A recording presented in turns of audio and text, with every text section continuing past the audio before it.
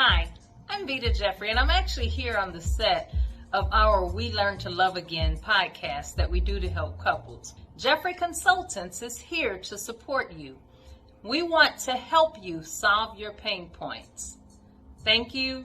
Check us out at www.jeffreyconsultants.com. That's Jeffery. Bye. My name is Roger Nicholas, Director of Customer Experience at Island Analytics and Marketing. I wanted to take a few seconds just to share and encourage you to take advantage of IMCX training. We offer customer experience training that's customized to various industries. So we're able to provide customer experience training for entrepreneurs and solopreneurs, middle managers, heads of department, and C-suite team. So go to our website at www.islandanalytics. We look forward to partnering with you in your growth. Welcome to Veta T, becoming everything you are. My name is Howard R. Jean. I'm the CEO and founder of Black Meta Agency. Our focus is to create a pipeline of 1 million BIPOC and women to the emerging tech space. We do so in workforce development, education, and business solutions, leveraging AI, AR, and virtual reality. So what made you decide to create this business? Yes. So it goes back to undergrad. I went to Clark University. I was an education major there, went on to become a professor at Cheney University, came to DC and got into cybersecurity. I love it. And did that for about 9 years and said, hey, how can I merge these two and address the inequities that exist in technology? As an educator, I was training Black male teachers and training Black women teaching STEM. So I sat down and I did my drawing board for many nights. I came up with the idea to go into workforce development, leveraging technology, create a presence of more Black technology in the state. Success Express Marketing Solutions presents your virtual video podcast studio. Let the Success Express team help bring your podcasting dreams to life. Here's what we do. We help you come up with show ideas, design graphics for your show, set up your podcast studio, and run the back end of your show. So what do? Be ready for your show. Make sure your guests are ready. Log into the virtual studio, turn your cameras on, and go.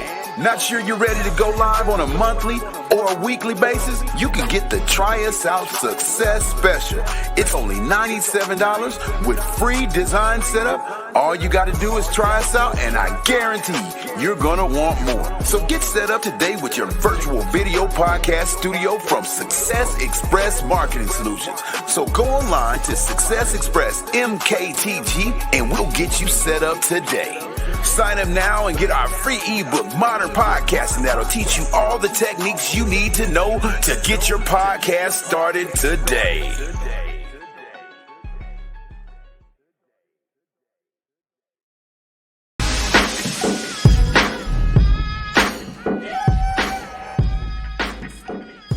I don't believe in normal, you know what I'm saying? I really reach for the stars. William T. Stars. In Moontown Bridge. Gon' chop it up while I tell them waiters to box it up. A hater gon' be there when you make it weighing in twice as much. I'm straight in my own lane. I just happen to make it wild enough to whip a you. Yeah, most people like Chinese food. And a lot of people like classic hip hop. Chinese food coming soon. CirculateBLACK.com.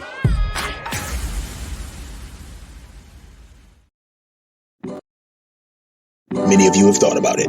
Many of you have spoken about it. Some of you have acted on it.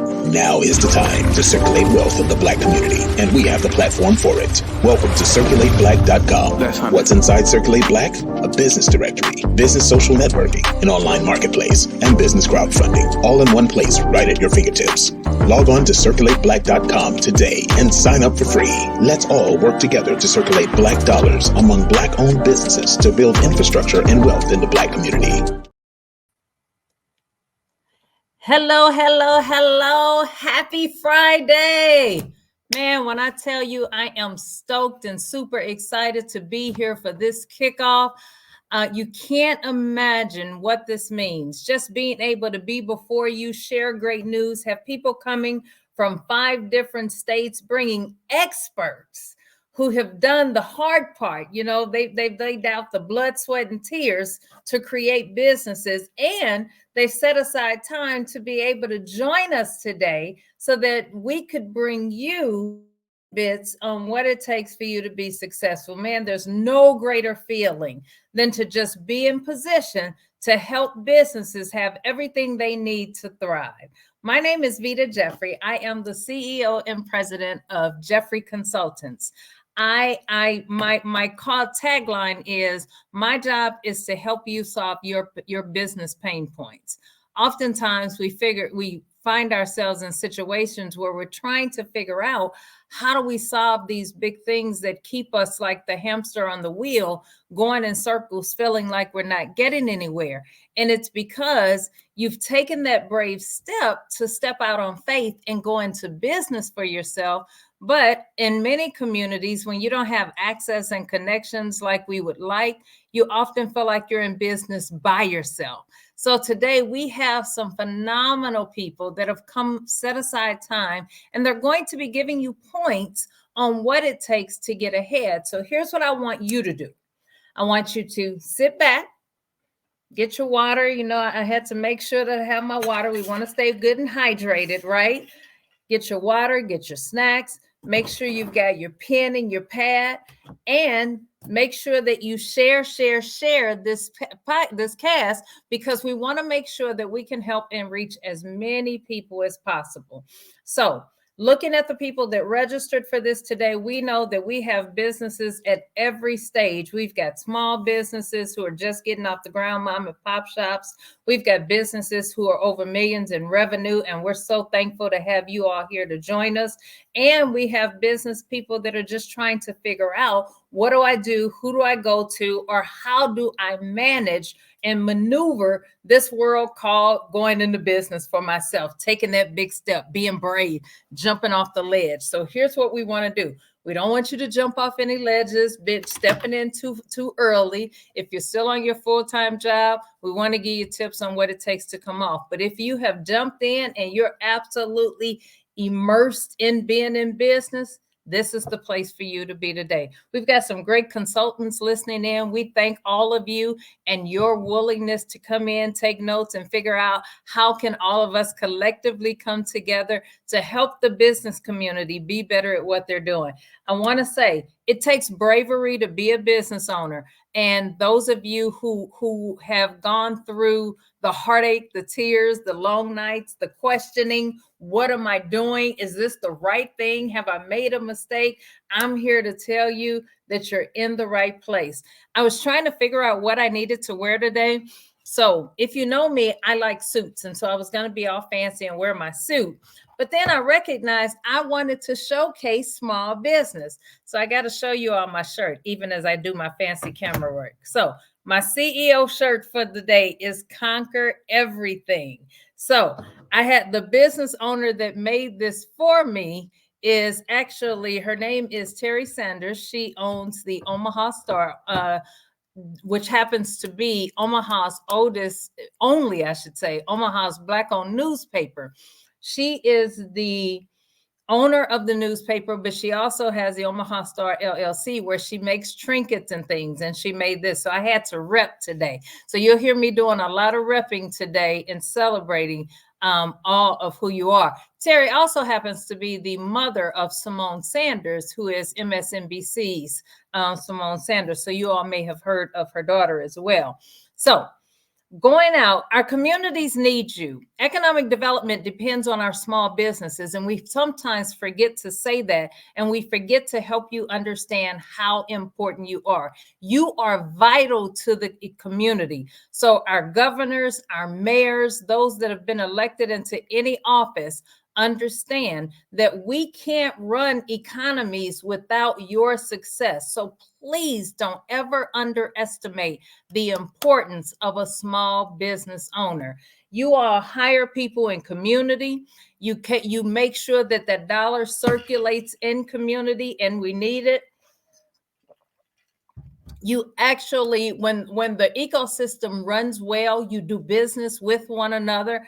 As long as we're trying to make sure we're not all people to all things, and we're not trying to be the expert at everything, that puts us in position to do business with one another. And that's how the ecosystem works and our economies are built. So later on, as I come back in, I'll talk more and more about why our neighborhoods depend on you.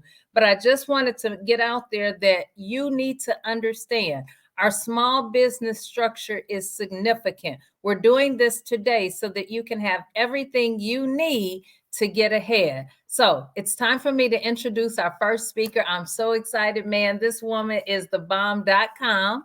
Her name is Miss Porscha Anderson. She is a distinguished entrepreneur. She is the CEO of Porscha Anderson, LLC, a leading coaching and consulting firm. She's renowned for aiding entrepreneurs and organizations in growth and development. Her expertise spans business and curriculum development, which is important. We want to make sure that we get trained and we have people teaching us the right things to be trained on. She does leadership training, strategic planning. She offers workshops. She is an award-winning business strategist and a global speaker. Ms. Porscha's collaborations with notable Midwest organizations have propelled hundreds of startups to success. And that went on to cement her impact in business development. Man, I'm honored to have Ms. Porscha join us today. So you guys sit back and get ready. Ms. Porscha, what's up, lady? Yes. Oh my goodness, Veta. I cannot tell you how excited I am to be here. Thank you first and foremost, you and Jeffery Consultants, for creating this amazing platforms for our entrepreneurs. Guess what? I am celebrating 18 years of entrepreneurship this year. Give it up for that. You go, That's girl. right. Exactly. That's not an easy thing. So my hat goes off to you. So there are people out here who will be encouraged just by hearing that. Thank you. No, I'm excited. And so thank you just for sharing your platform with me and allowing me the opportunity to really dive in with our entrepreneurs. You said our entrepreneurs were on different levels of their entrepreneurship journey.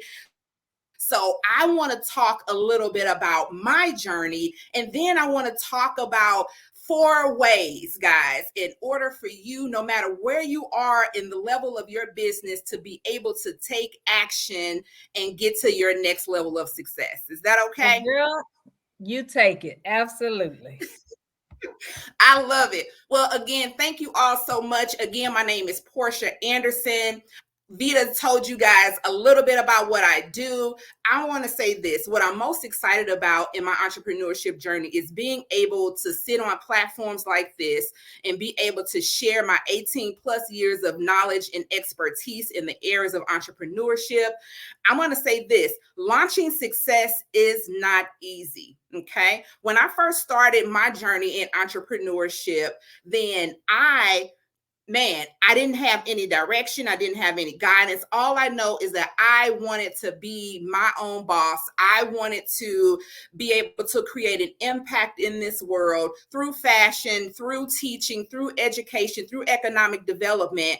And my path took so many journeys. And so through that, I've learned a few things that I want to share with you all today, because I don't know about you, but had it not been for my belief, my faith, my strength, my resilience, I don't know where I would be. And sometimes in this journey, there are so many things that come up. Life happens, situations happen. And if you're a full-time entrepreneur like I am, you have then the task of balancing and trying to understand the levels of growth in life, the levels of growth in business. So I want to talk to you guys about, first, what does success mean? What does it mean to you? We hear that word success and we automatically assume that it entails having the big house, the big car, being able to take vacations. But what does success mean for you? A lot of times we get caught up in thinking that our level of success should look like someone else's. And so for me, that is one challenge that I know that entrepreneurs face, is identifying what that level of success looks like for you. For some, it could be making 6 figures in their business. For others, it could just be having time freedom. How many of you all have defined or at least identified what success looks like for you? If you have, give me a 1 in the chat. We want to make this as interactive as possible. For me, freedom was always very important. I knew that I did not want to work a 9 to 5. I knew that that wasn't the direction in the path that was designed for me. Did I do that? Sure, absolutely. I did everything that I needed to do in order to make my business dreams a reality. 18 years of full-time entrepreneurship. I had jobs still through that time, but I made a commitment when I did not have to, until I didn't have to work anymore, until I strategically planned out what my next steps were going to be. And so I know that you all are at different levels of your level of what you define success to be, but guess what? We can always go higher. Can we say we can always go higher? We can always do something more, something better in order to get our business off the ground, taking it to the next level. Even when I think about technology, guys, and we have an expert on here who's going to help you talk about how to integrate technology into your business, because that's been a big challenge for a lot of business owners. And that's that one thing that's keeping them from that next level of success. So during this time in this journey that I'm going to take you on over these next 8 minutes, I want you to, again, pull out your notepad and I want you to think on some things as we talk about. My goal here this morning is to set your mindset off, right? Get you to thinking beyond just being an entrepreneur. Going from a founder to a CEO, there's a process and a journey of doing that. A lot of us have the mindset and we're still running and operating businesses with a lack and scarcity mindset. I hit my first multiple 6 figures in 2017. And when I think about what that journey was for me, I didn't have any self-doubt. I didn't have any imposter syndrome. I didn't have anything that I knew would hinder me from knowing exactly what I wanted to do. So my first thing is take inventory, right? We must take inventory of our life and business. Remember, business and life are simultaneous. You can't do life without business and business without life, okay? So I want you to take inventory of where you are right now in these areas of your life. Your spiritual life, your health, your family, your personal growth and development, your career and business, your money or finances, and your relationships.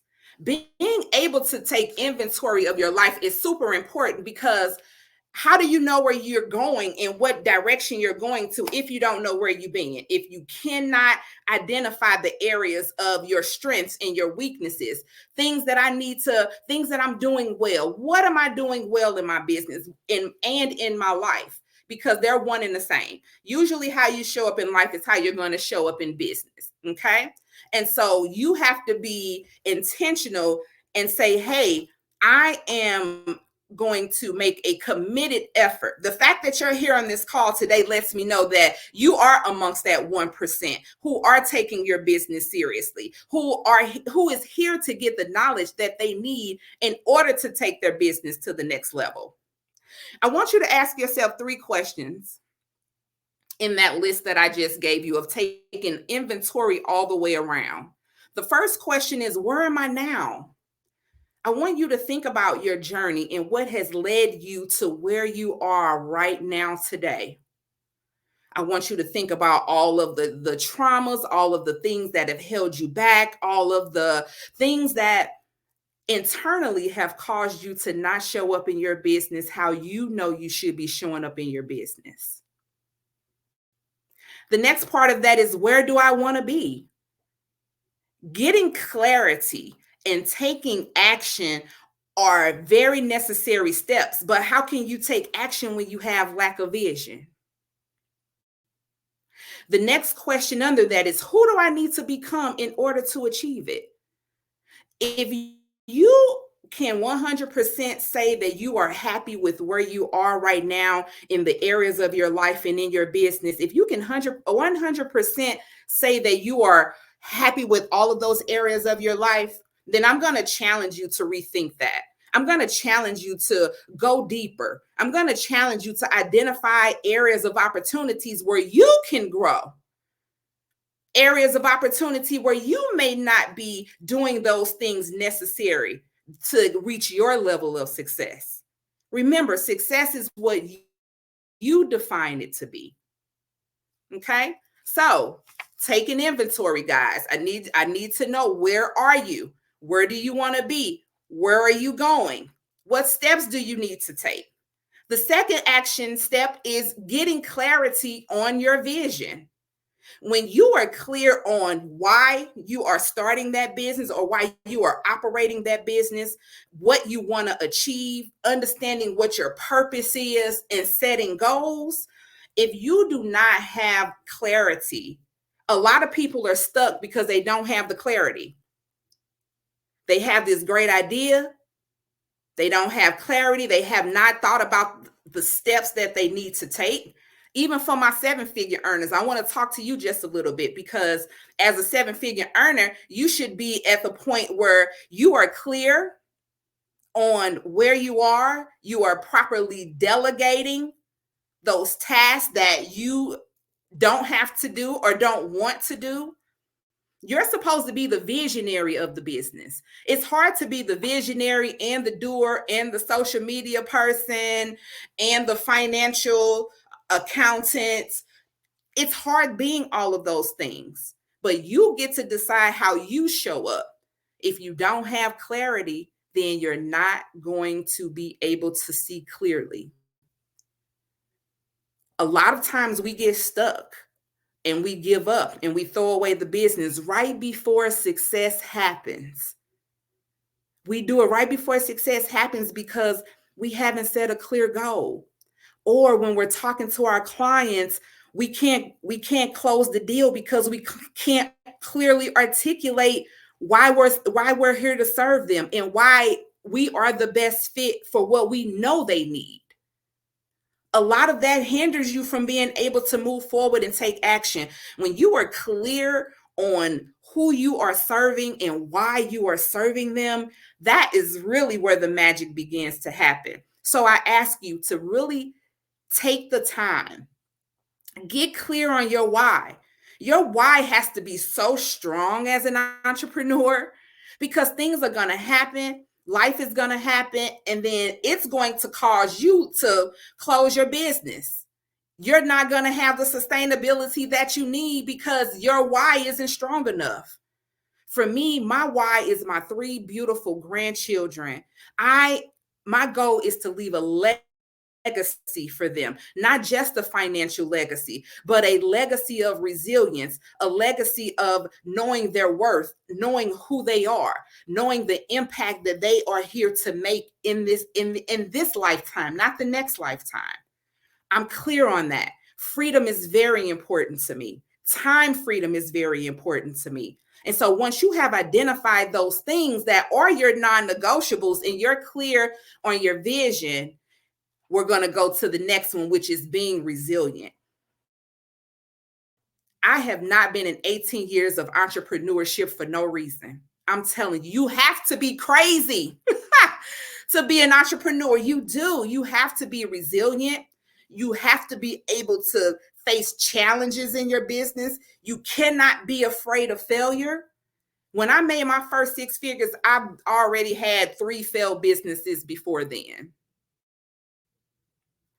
I realized that, hey, this is not working for me. I've exhausted my possibilities. Or I realized in those failed businesses that, hey, I didn't have what it took at that time to really be able to carry out and execute the vision. Okay. And so you have to be realistic and honest with yourself. That's why taking inventory is so important.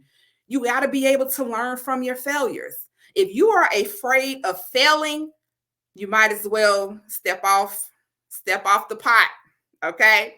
You might as well go back to work. We need you in the workforce, just so you know. There is a place and space for everyone. If you can't accept positive or negative or feedback of any kind, then this may not be for you. If you're afraid of hearing no's, then this may not be for you. But if it is, it's an exercise. It's a muscle that you have to exercise, guys, but you have to be flexible. You have to be okay with the failures. You have to lean into the failures. The failure is a part of the success. And again, we leave and quit that business right before we reach that level of success, because it could be for a number of reasons, okay? It could be self-doubt. It could be self-sabotaging. It could be that you don't believe internally that you deserve to be here. Imposter syndrome. There are so many things that could stop you, but I'm asking you, what is going to keep you going in those times when you can't go on, when you feel like throwing in the towel, when you feel like giving up? Okay. The last thing is take action, guys. You want to make sure that you are creating a new plan and a new vision for your life and for your business. Action takers are money makers, but you have to be able to have good habits in order to do that. Okay. So be intentional about what you want to see your next 12 months, your next 5 to 10 years look like in your business, and take action on those things that are going to help you to get there. Lastly, I would love to be able to connect with you all. If you all are stuck and need clarity and ready to get to your next level, then please connect with me. You can reach me at www.porscha.co. Please set up a 30-minute clarity call to see if I would be a good fit to work with you. If you need some clarity, getting unstuck, and you need some accountability to help you get to your next level, make sure that you connect with me. Again, thank you so much. I hope that this was helpful for you, and that is my time.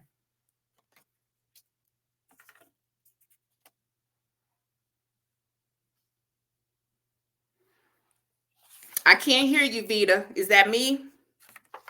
I was just talking away and hadn't unmuted, but thank you for that. You laid out so many important pieces for us to make sure that we're tracking, making sure that as business owners, we get to a point that we learn to delegate, making sure that we actually get clarity in what we're doing. So we appreciate you bringing all those very important pieces to mind and for sharing. And we know we reminded people, get their pen and their pad, because there's more to come. So thank you, Miss Porscha. All right, we're going to introduce our next speaker. Guys, this next woman is just awesome. I stay awestruck in just who she is, and how brave she is, and how big her vision is. Miss Arriel Biggs is over Kidpreneurs and Mom Bosses. I have one of her books that I keep here, but she's the powerhouse behind Young Biz Kids. It's a nonprofit dedicated to nurturing financial literacy and entrepreneurship in youth of all. We have to make certain that if we teach them young, they'll grow up, and by the time they're our age, they'll command more, they'll be in control more.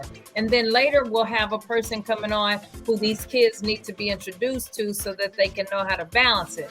But as a founder and executive director, she fuels her passion by empowering young minds with smart money habits and skills of entrepreneurship. Recognizing the holistic benefits of entrepreneurship, Arriel extends her mission to include parents. We've got to be good at managing our babies, offering guidance and support to foster your children's entrepreneurial spirit. We've got to be brave so they can be brave.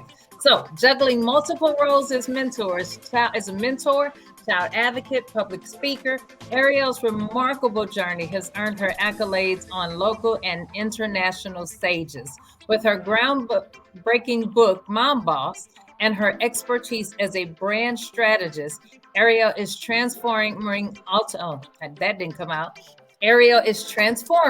entrepreneurial dreams into profitable realities, making her a true champion for moms and families alike. Guys, when I tell you this is a woman you need to know, I'm honored to have her. I want to bring her on for you today, and just prepare to be wild and understanding all that is Mom Boss in her. Miss Arriel showcases that. Here she is, none other than. Hey, lady. Hello. Thank you so much. I'm excited. I'm super excited. And every time I hear my intro, I'm like, are they talking about me? Because you do the thing, but you don't realize how important and how much impact it has of you just living your life and doing what you've been called to do. So I thank you. Well, I love the fact that you are national in what you do. And every time I'm somewhere talking about business, I talk about you. I talk about Mikey. I talk about the women that you've inspired. So I'm excited. So I'm going to get out of your way and just look forward to you doing what you do and helping us to get better. Thank you. So everybody, I'm Arriel Biggs. I am the founder of Young Biz Kids, but more importantly, I'm a mom first. Well, I'm a wife first, but then I'm a mom. And as a mom, I thought that my journey stopped, my life stopped, my world stopped with just being a mom. And I started focusing on what does it take to get my kids to the next level? My dreams are over because they're the important thing right now. But as I was going on a journey with my kids of teaching them what they needed to know, which is how to be a good person, how to stand up for yourself, how to build self-confidence. The one thing that stuck out to me that I realized that I wasn't teaching them was about money management. My son kept saying, I'm going to the NBA. I'm going to play football professionally. At this time, he's like 5 or 6 years old. And I kept thinking, you can do this. You can do all things through Christ who gives you strength. So you can do this. But at the same time, I'm like, well, shoot, when he makes all of this money, he's going to need to know how to manage the money that he makes. And then I felt like as a parent, I was doing him a disservice because I was putting him in all of these activities to help him with his skill set to get better, but not helping him with his mindset to be able to handle what it is that's going to come toward him. So he asked, can he start a business? Y'all, I was tired. I was living paycheck to paycheck. I had a new baby on my arm. She was about 9 months at the time. I was tired. So he said, Mama, can I start a vending machine business? And I'm like, boy, no, you can't start a business. But then it resonated with me. I just told my son something that was contradictory to what I was teaching him. If I'm teaching him that he can do all things, that means if he wanted to start a business at 7 years old, he can do it. So I had to go back to him and say, you know what? I apologize. What do you want to do and how do you want to do it? He said, I want to start a vending machine business. He didn't tell me why, y'all, because he really wanted to start the business so he could eat all the snacks.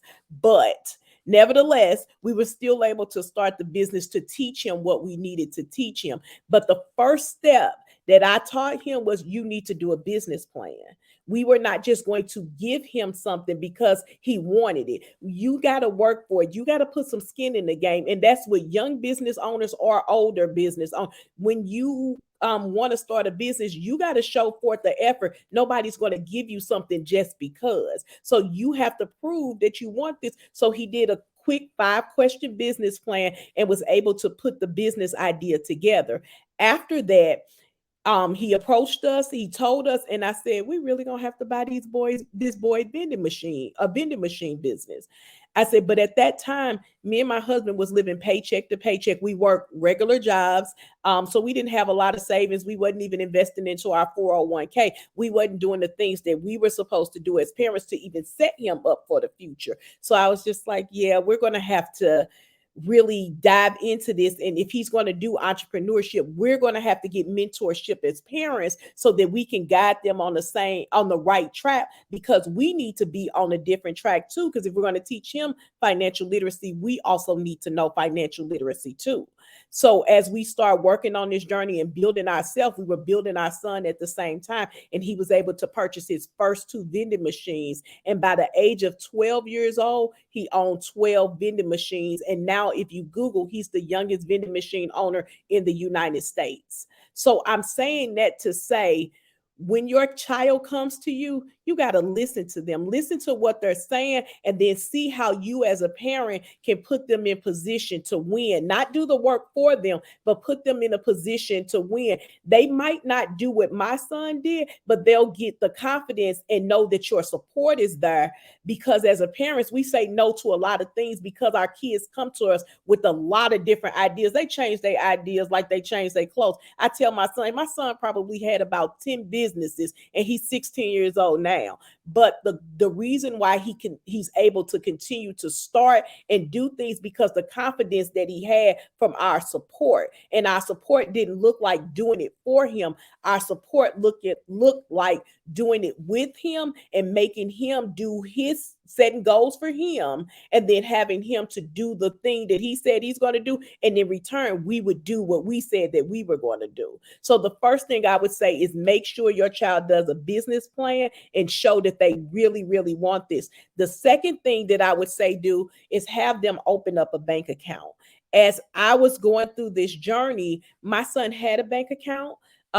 We started him a bank account very early, but as I'm working with other kid entrepreneurs from all around the world, I noticed that the lack of financial literacy and having just a basic bank account to even put their money in, but and for them to grow the money. So we had to go through this whole journey of, know what, you can't pull anything out of the bank if you don't have nothing in it. And them making their own money helps them to see that this is not an unlimited bank. Because when they look at mom and dad, they just see us swiping our cards and they think that they don't even realize, they don't even fathom them to think that where is this money coming from? They don't think about it. So when they have to start putting their own money into their bank account that they've made themselves, they'll start looking at money and how they manage money different. And that's a key thing to being a kid entrepreneur, is knowing money management, because us as a culture, we know how to make money. We know how to go out there and hustle and get it. But the thing is how much of it are you keeping? And we got to teach that from an early age, because kids need to know that money management is important to your success. It doesn't matter how little or how much you have. If you're going to be successful, you have to have a plan for what your money is about to do. The third thing for kid entrepreneurs is have their elevator pitch ready.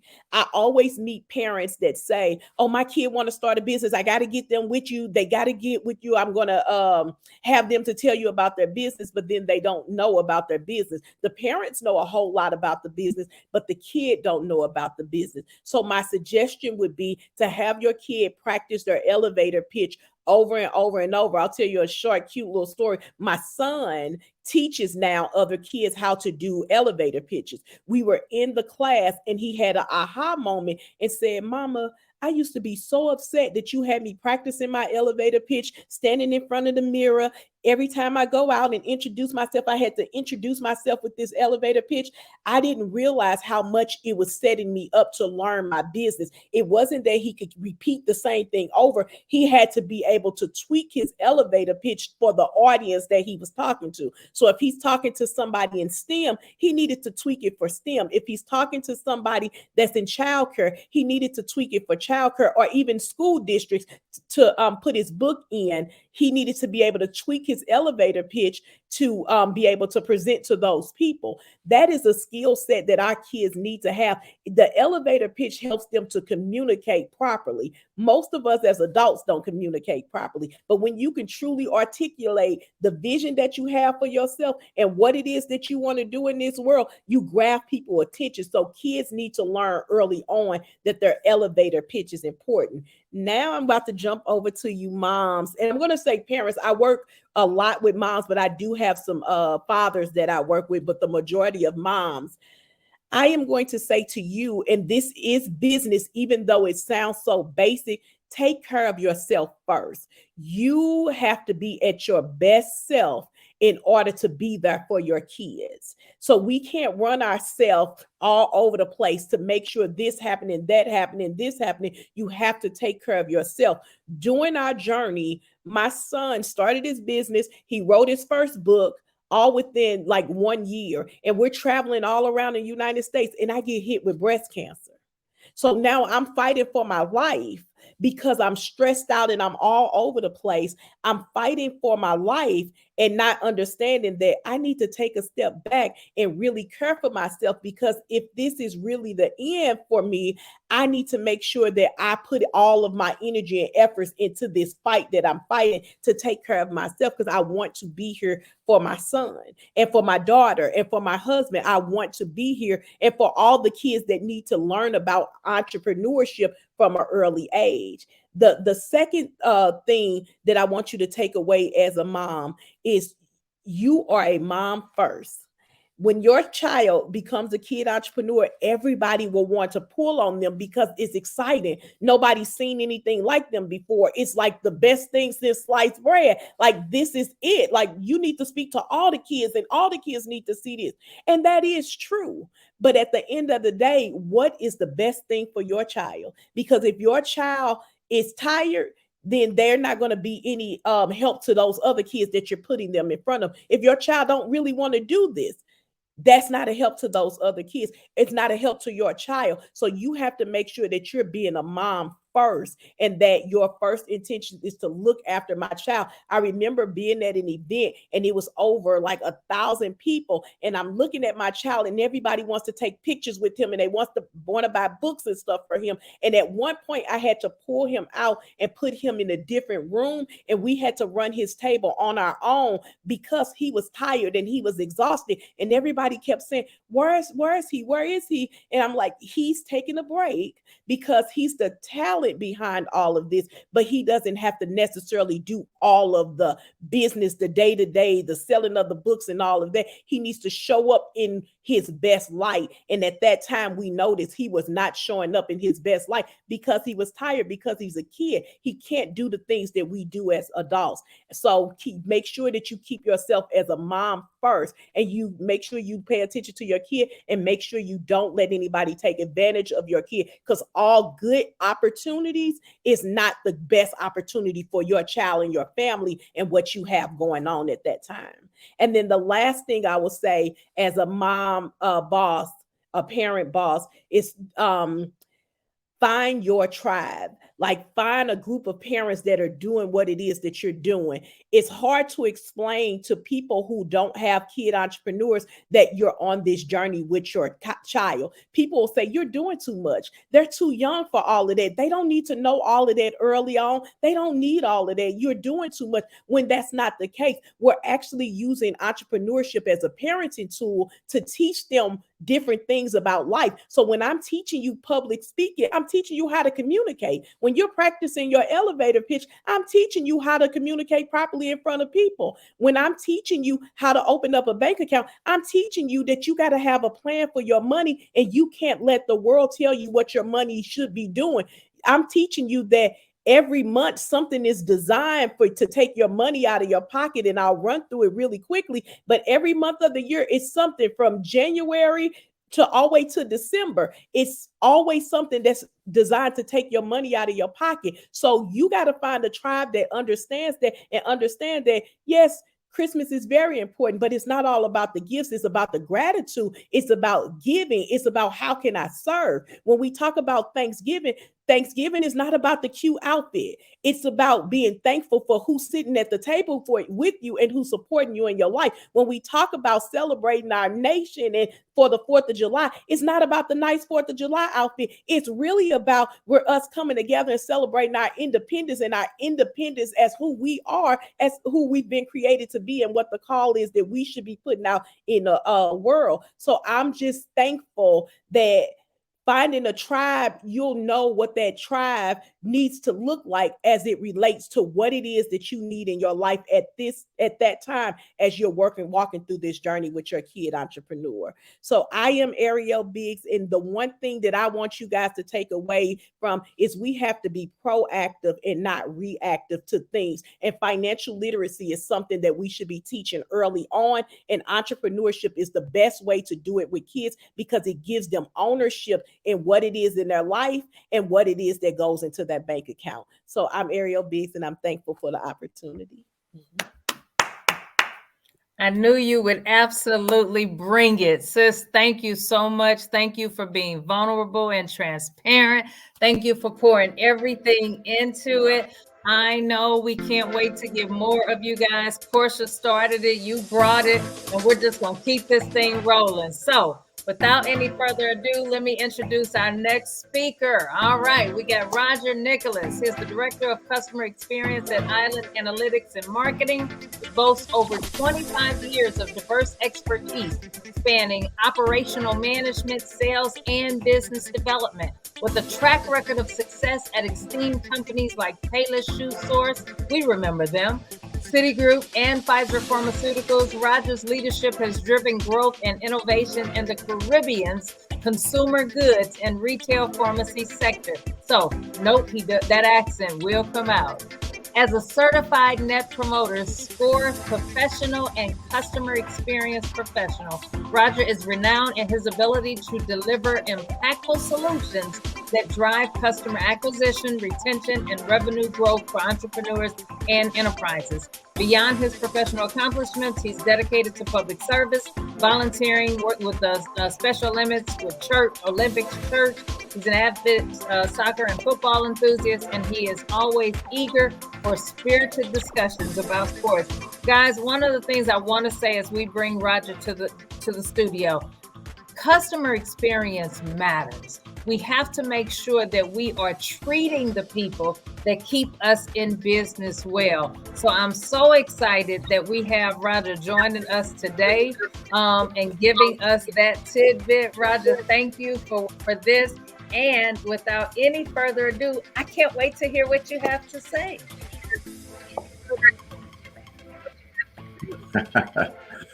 Thank you so much, Vita, for that great introduction. I am going to jump right in, ladies and gentlemen. I'm very humbled to be here because service is something I'm very, very inclined to. So I want to jump in because my responsibility is to clarify what customer centricity is and why it's important for us in business, whether we're small as a solopreneur or kidpreneur, all the way up to an enterprise. So I want to frame things with the three takeaways I want you to get. So takeaway number one is that your customer is very valuable to you. And let me tell you why. The first thing I want you to keep in mind from this day forward, kind of like your business compass, is that the average loyal customer is worth up to 10 times the value of their first transaction. The second thing I want you to remember about how valuable your customer is to you is the probability of selling to an existing customer is 60 to 70% versus only 5 to 20% for a new prospect. And the third thing I'd like you to remember is that a customer is 50 times more likely to buy from a company who they were referred to by close friends or family. Now let that marinate for a minute, because after hearing that, it's going to change the way you decide to treat with your customers, because now you understand how much value they bring to you. The second takeaway is about the difference and the importance of understanding your customer better than your competition. Customer centricity simply means that we are using the needs and expectations of our customers to determine our processes, our marketing, our hiring and training, as well as the product we choose or service that we choose to offer.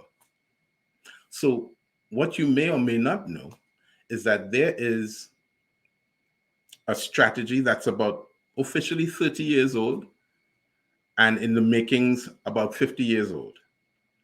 And it's called customer experience. You definitely want to write that down, or as we call it, CX. Now, CX is simply the science and study of customer behavior and how it impacts revenue and cost for a business. So customer experience looks at the entire customer life cycle to help you understand, one, how customers make decisions, from their point of awareness of your business and their problem. And I'll illustrate. I'm a chocolate bald man who chooses to shave his hair for right now until my head says something different, right? So when it's time for me to decide on choosing the way to shave my head, I have a myriad of options. I have depilatories or the creams. I have manual razors, or I have automatic razors. How do I make my choice? Your business needs to know that. What am I trying to avoid? What emotions am I worried about? I'm worried about ingrown hairs. I'm worried about razor burn. I'm worried about irritation, skin irritation. Do I have extremely sensitive skin? Because I am a sensitive guy. And I do have sensitive skin. So the number of blades that I choose determines how my sensitive skin is going to be affected. As a manufacturer of razor blades, you or things that cut hair, you need to know all of that before I even approach your website or your store. Customer experience starts there. It then goes into all the processes, the internal processes that you've designed to make sure that I can get my solution to my problem. It continues on to, once I've acquired your product or service, making sure that I get the optimal use out of your product or service. And then it continues on to, after I've used your product or service, if I am so excited by the solution that I got and the experience that I had, I become a loyal customer who just has to, who is simply compelled to refer you to others. So in a short sentence, customer experience simply focuses your business on a strategy that helps you create customers who buy more, stay longer, and tell their friends. So that's takeaway number 2. Takeaway number 3 is that customer experience is the strategy used for businesses to win. All the businesses that you know or respect or are impressed by have leaned into and have leveraged customer experience. The proof of customer experience comes out of the fact that the Apples, the Amazons, the Southwest Airlines, the Emirates Airways, the Nikes, the Adidas, your top grocery stores, you name it, they all leverage that type of strategy in understanding their customers better than their competition. So I try to summarize what customer experience can do for you and your business in an acrostic called ROOTS. Now, it's kind of ironic that a bald man is talking to you about roots, but that's another day. And ROOTS stands for customer experience looks at the things that affect the revenue of your business, the types of customers you choose, how long they stay as a customer, because the longer they stay, the more you can offer them an upsell or a cross-sell. Are you making them loyal enough that they can become referrers of your business? Okay, so understand that customer experience is the strategy that businesses win with for the last 30, 40 years. Some of them have done it without you knowing, and some of them are doing it officially now. So I look forward to hearing your questions. I look forward to hearing my co-panelists because I'm learning so much from them already. And I hope you're enjoying what we're talking about and you're getting great value. So have a great day and go win. That's it from me. And that was rich. I was sitting down taking notes and I forgot to look at the clock and notice it was time for us to come back. Thank you for that. Even the little commentation that you put in to help us recognize that even chocolate bald men get to choose the things that they want. And you got to pay attention to your customer. So great job. I appreciate you so much. What makes someone want to do business with you and continue doing business with you was my takeaway. So for the businesses here, how do we make sure that business people will continue to do business? Everybody will give you a one try, but are you handling yourself in such a way that you'll get repeat business and they'll come back? All right. Want to keep rolling. Next, man, this next topic is just so near and dear to me. This man, I've met this gentleman soon after I came to Omaha, Nebraska. Earl Johnson is the founder and president of Lexus Wealth Management. He brings over 23 years of expertise to the table as a leading financial advisory professional. Under his guidance, Lexus Wealth Management specializes in retirement planning and multi-generational wealth strategies, distinguishing itself as one of the few recognized Black-owned, fee-only registered investment advisory firms in the U.S. I need to say that, and it's not because anybody else who's listening that's not a member of the Black community. I need you to understand.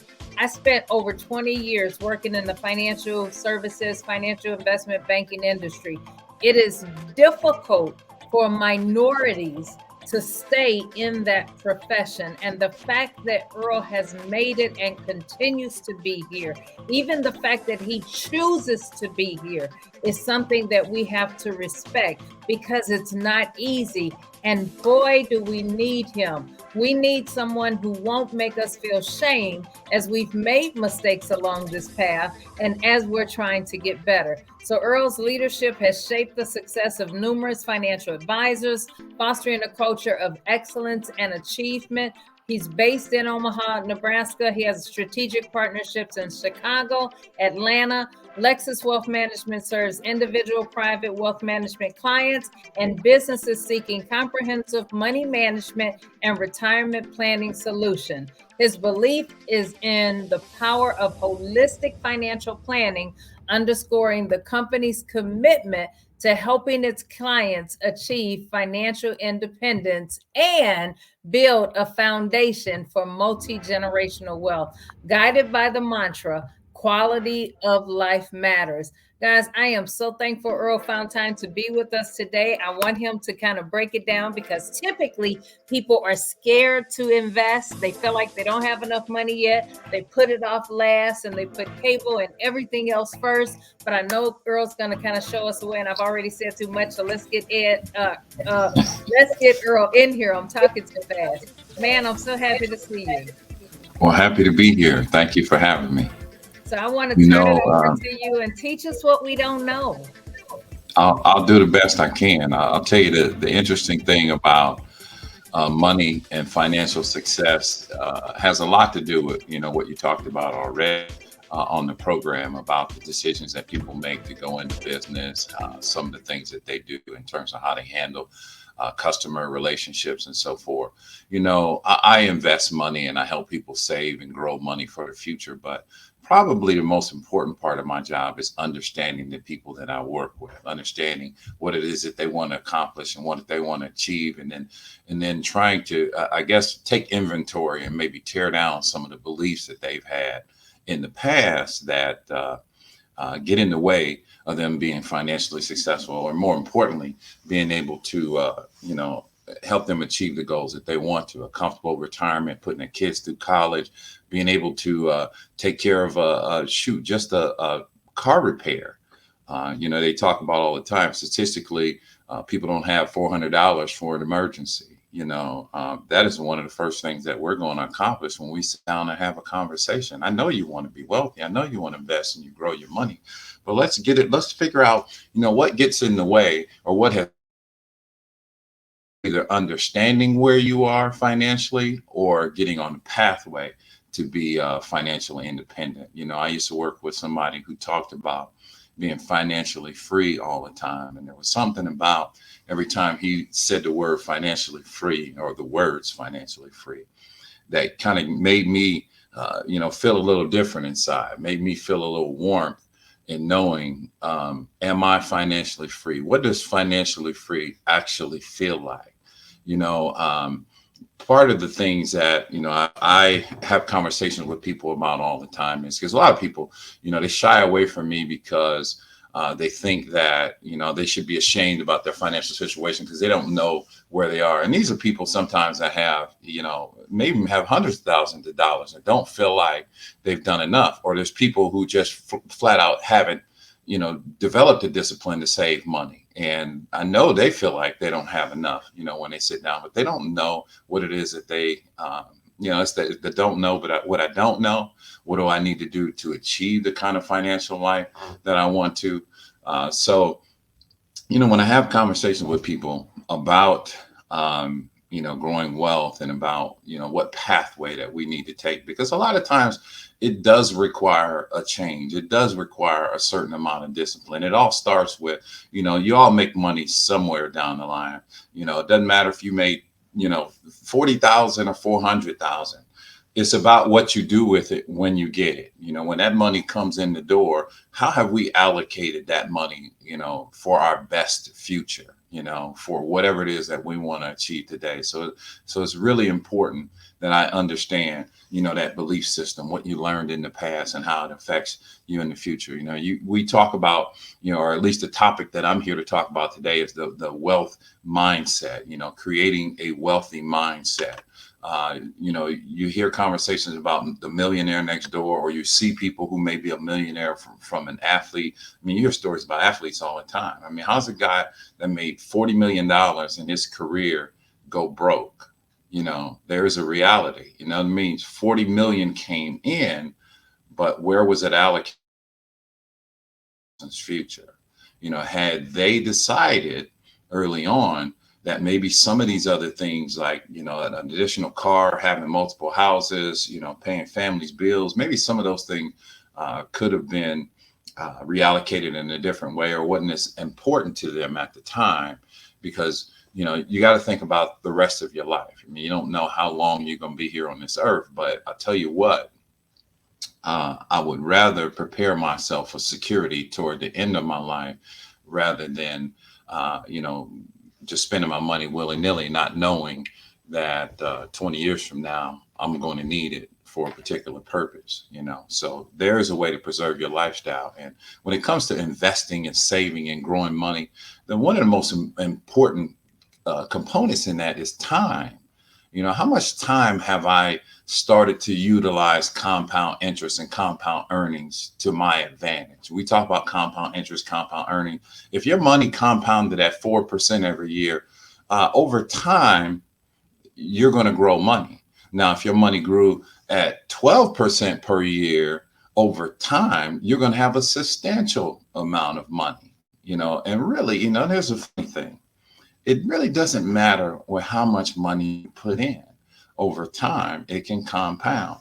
Let me talk about, one of the other things that is a deterrent to people sometimes when it comes to investing. And so I went back and did some calculation on my own, and I said, well, I talk about risk to people. I say, you go shopping, right? Where do you shop at? You go to Walmart, right? You got to buy your groceries at Walmart. When the pandemic hit, Walmart was one of the few places we could go and spend money. So if we put our money into Walmart because we believe that we were able to get what we need from them, imagine if you were a shareholder of Walmart and you benefited from the value of owning shares of that company. So I went back and I said, well, I graduated in May of 1986.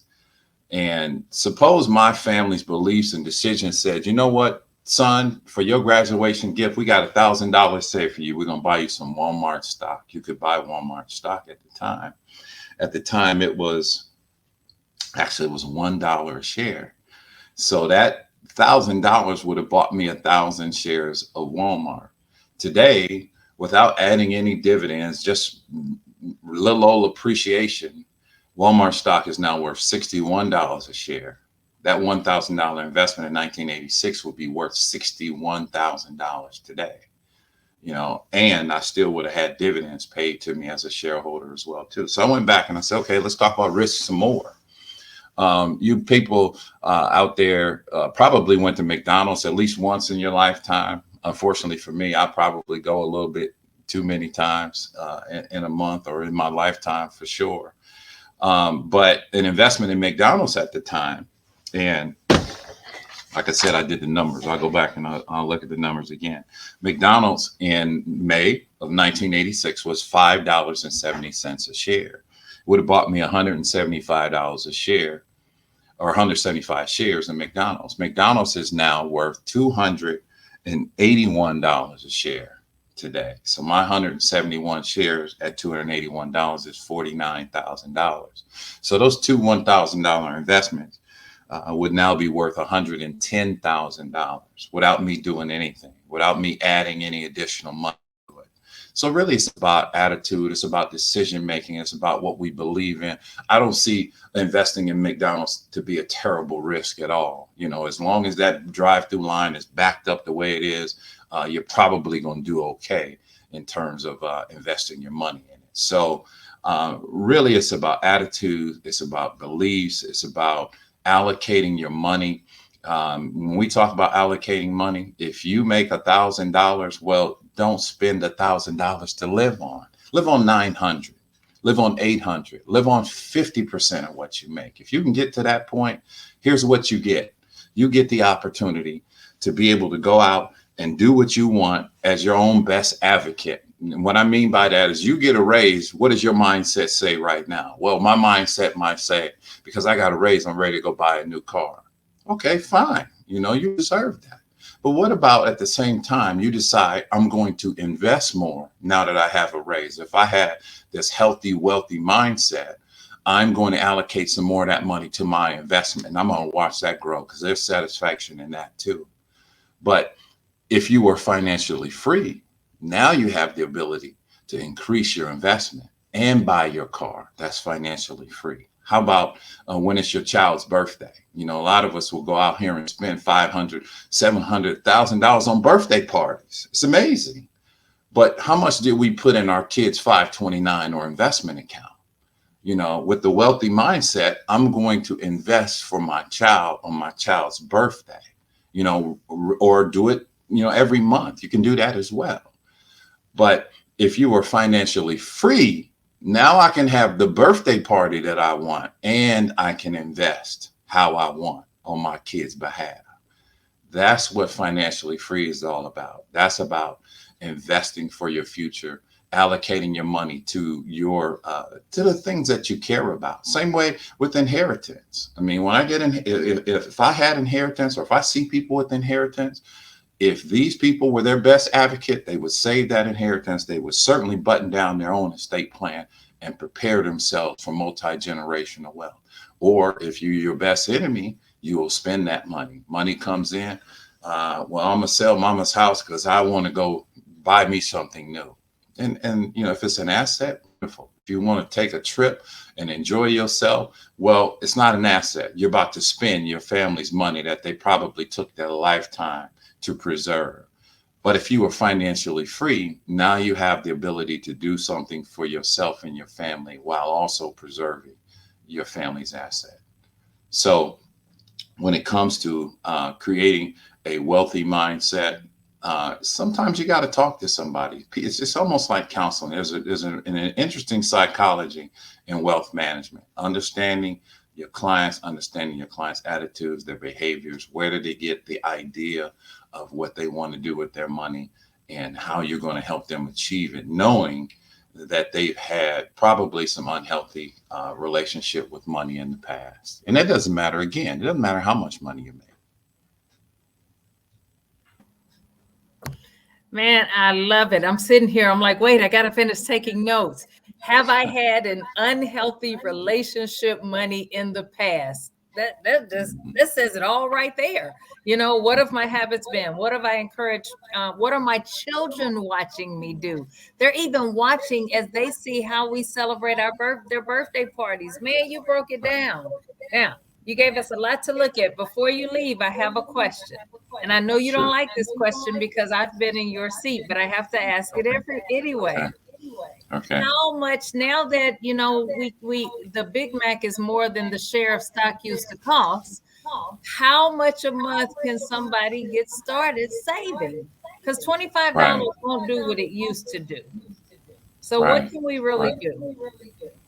Well, it really is about how you allocate the money that you make. You know, if $25 a month is less than 1% of your income, you're probably not saving enough. If it's 10% of your income, okay, then start there. I mean, you have to allocate you'll know there are fixed expenses and there are discretionary expenses. If your life is just consumed with fixed expenses, there's not a whole lot to save. I get it. Right. But we spend money on discretionary items all day, every day. Yeah. So it's really about understanding your budget. Go through it with a fine-tooth comb. You'll probably look at it and not realize, wow, I didn't know I spent that much on Netflix. When did they go up? Right. You know? That's real talk. Yeah. Oh, yeah.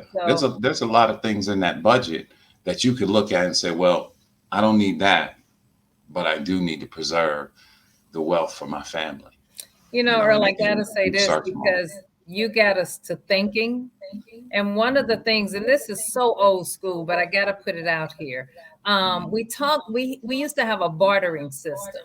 How do I take the skills that I have and use them to get what I need so that I can use my cash to go towards things I need, like investing, if that's something that would work for people, I'm all for saying, how do you get back to those things? But we have to see savings as a necessity and not something that we kind of happenstance will do when we get the money. So, man, you broke it down for us, and I absolutely thank you for that. Yeah, you're welcome. You're welcome. Let me say this one thing. Okay. People, when it comes to savings, and I'm only saying this because you just said it, with savings, it should be a line item at the top, right under your income. Don't leave savings to what's left at the end of the month because you'll never get to it. I hear people all the time say, I'm going to come see you when I get some money. No, you got some money. And right off the top, what'd you do with it? That's what's up. All right. That's what's up. Line item at the top. I got my check. My first line item is savings. And then I'm going to pay my mortgage or my rent or my car note or whatever after that. But that way I'm taking care of me first. So Arriel said it earlier. She talked about the importance of self-care. And then I hear you talking about the importance of self-care financially. So I'm following the bouncing ball right now. If we do this thing, we should come out of this okay. So thank you. Anytime. Thanks for having me. All right.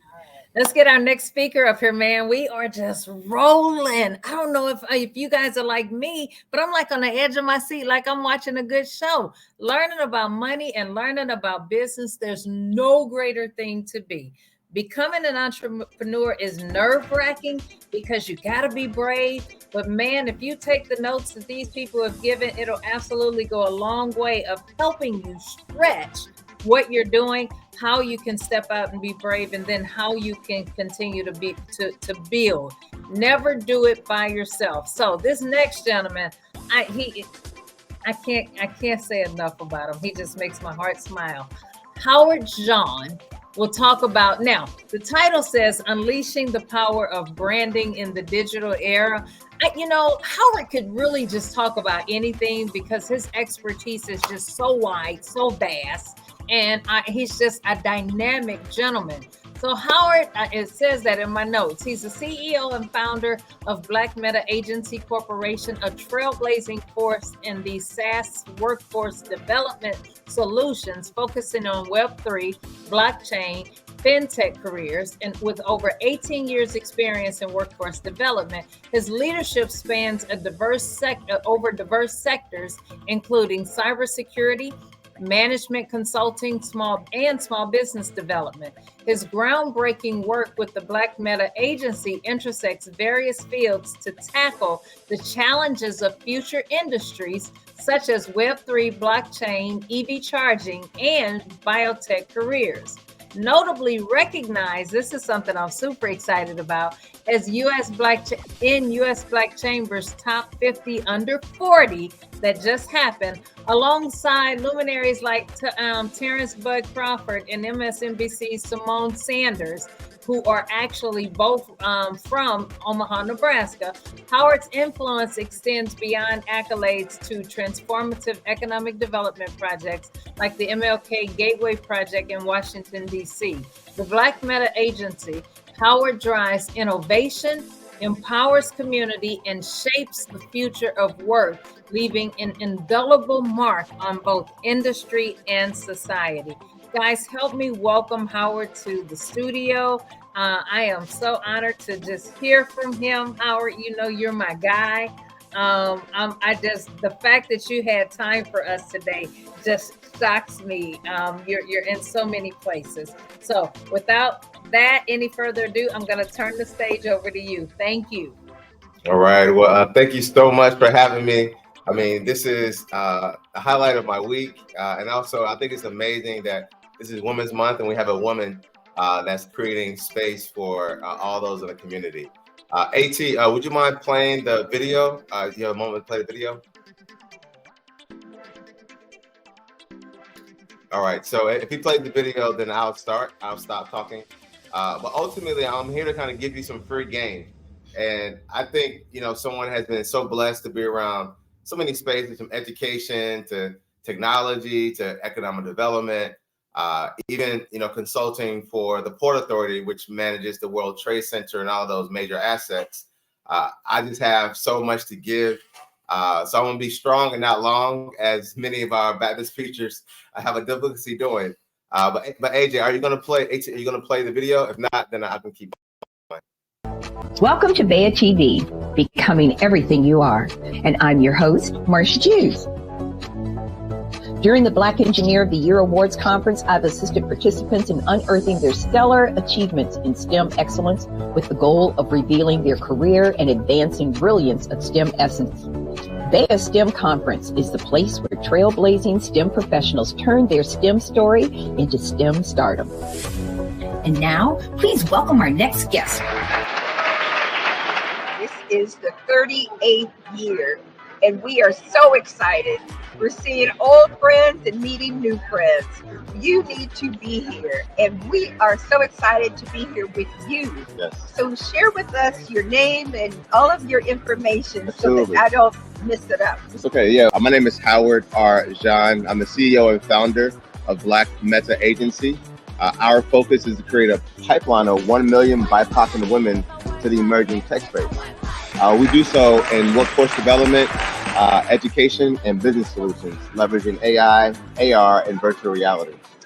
So what made you decide to create this business? Yes. So it goes back to undergrad. You know, I went to Clark University. I was an education major there, went on to become a professor at Cheney University, came to DC and got into cybersecurity. I love it. And did that for about 9 years and said, hey, how can I merge these two and address the inequities that exist in technology? As an educator, I was training Black male teachers and training Black women teaching STEM. So I sat down and I did my drawing board for many nights. I came up with the idea to go into workforce development, leveraging technology, create a presence of more Black technology in the space. So how are you?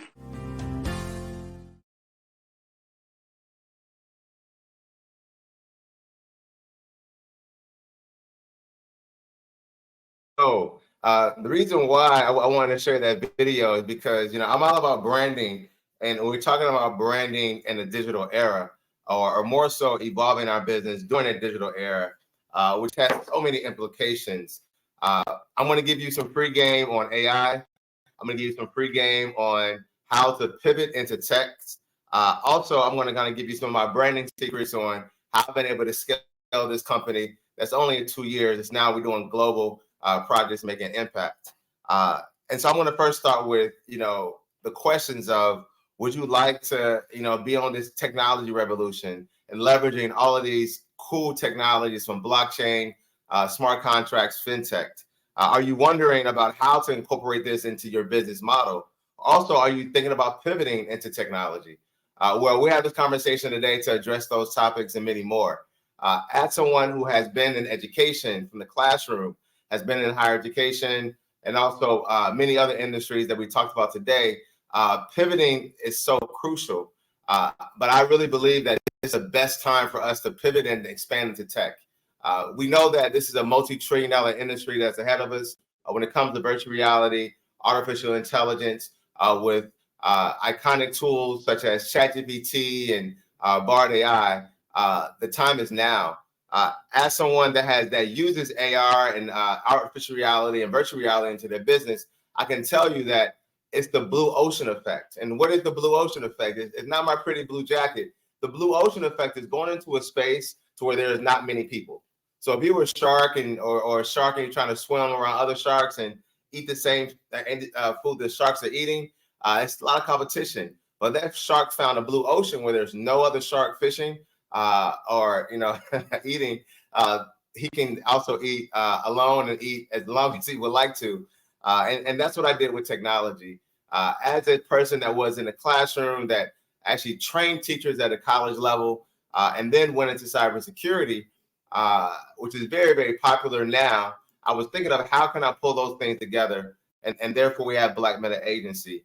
And the way that I've been able to build my brand, it hasn't been going after a whole lot of capital, which is so important. But it's really been, and you can go to the next slide, we can go to the services slide. But it's really been about starting where you are.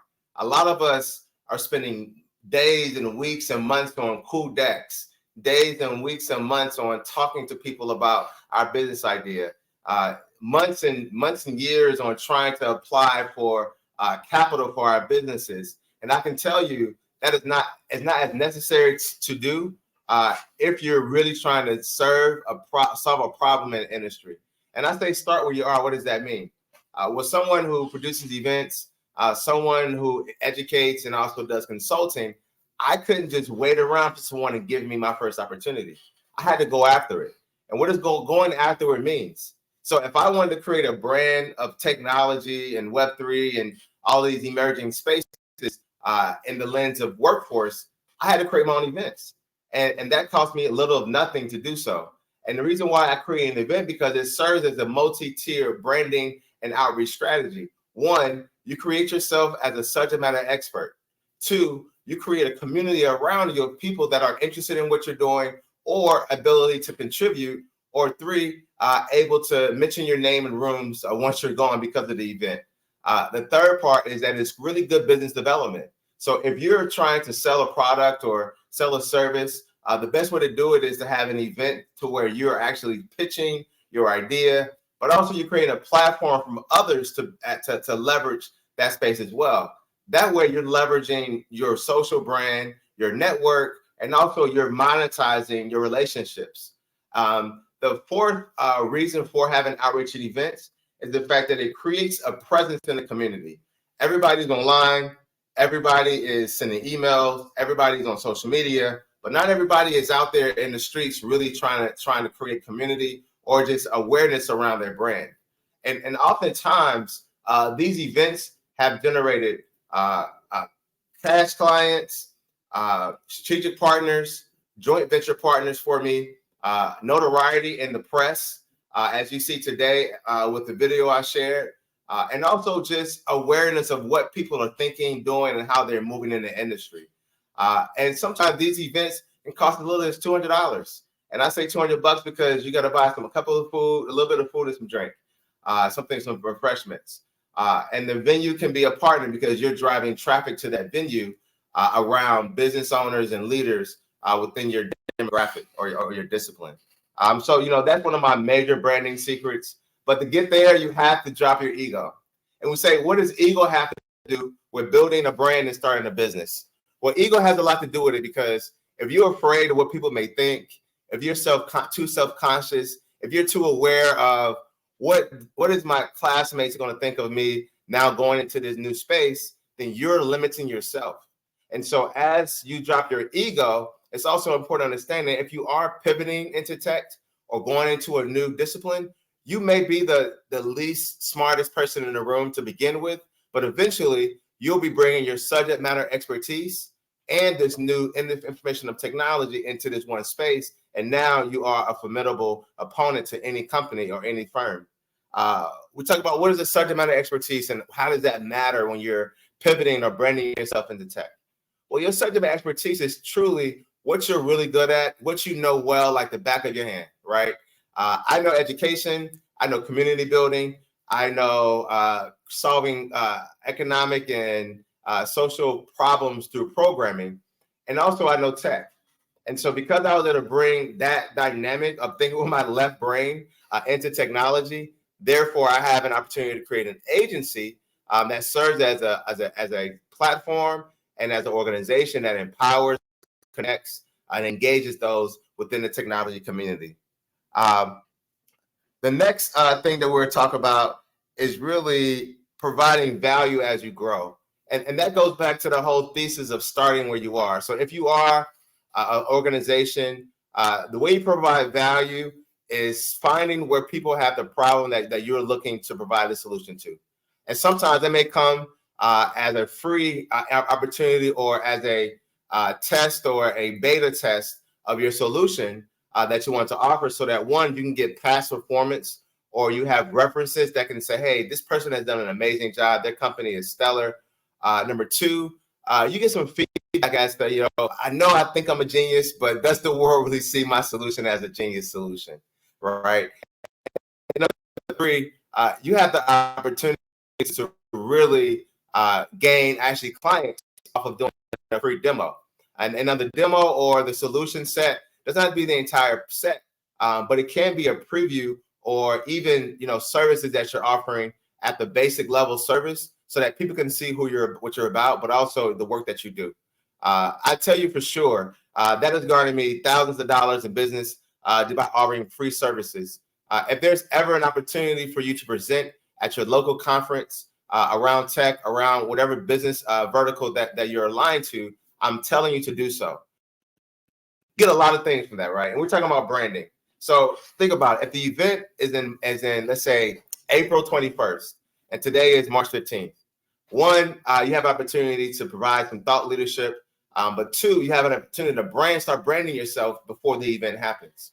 And marketing yourself rather before the event happens. So the event happens in April. That means I have about 6 weeks to tell the community, hey, I'm presenting on this topic, and here are some free tips. And as you're doing that, you're showing goodwill to the community. You're adding a service, you're giving back, but also you're trying to see, are your messages landing firmly in the placement of which you targeted them for.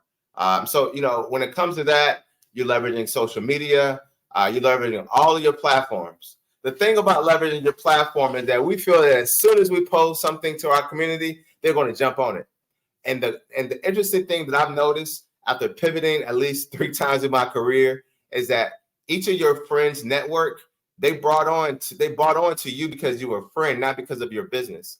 And so if you're looking for your friends, the financial dreams, then you're going to be looking for a very long time. I met Veta, maybe 10 years into my career. And Veta has been a stellar champion of what we're doing with our agency, but also the things that we've done through the U.S. Black Chamber and Greater Washington Black Chamber. But if I was waiting to do the work and then meet a Veta, I wouldn't have anything to leverage or share or even add value to. And so that's why it's so important to start building where you are, start serving where you are, start offering free webinars. Every time you offer free webinars, it's an opportunity to market who you are and what you're doing to the greater community. The other opportunity that avails itself is that you also get a chance to create some thought leadership, but also some resources. If I'm able to mobilize a group, solve a problem, give back, and I meet someone else that's also doing something similar, we can combine our resources and we can circulate Black, right? Black talent, Black resources, and Black intellectual property. And that's so critical as we're growing our businesses, is that we realize that, yes, you may be starting alone, but you don't have to be by yourself at all times. You can find cool ways to integrate other businesses into how you solve problems and how you pitch ideas. The next thing I want to give you is a couple of things when it comes to building your brand. One thing I say is you have to be relentless. You have to operate as if everybody's watching at all times. If you ever see me out in these DC or Omaha streets, then I'm going to have some branded material on. Or if you ever see a YouTube or any type of Zoom clip, and go to my Zoom. I love doing this in the background. It's the fun part. You're going to see my brand because I believe in it.